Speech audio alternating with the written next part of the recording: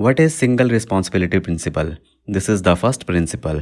Single responsibility principle SRP states that a class should have only one responsibility, or a class should have only one reason to change. Let's say you have a class called employee. This class has a method calculate salary that calculates the salary employee salary. Now the get department method to get the department of the employee, okay, and another method save that saves the employee to the database.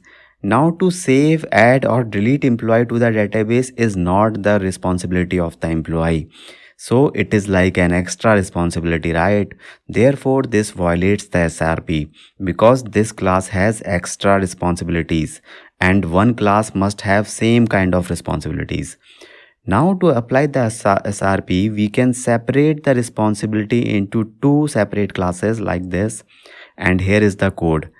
In this example, we have separated the responsibilities based on the core employee responsibilities, and the extra responsibilities which needs direct database interaction will be there in the employee repository class, okay? If you are aware about repositories and the services classes, then they are the perfect example of single responsibility principle which you can give.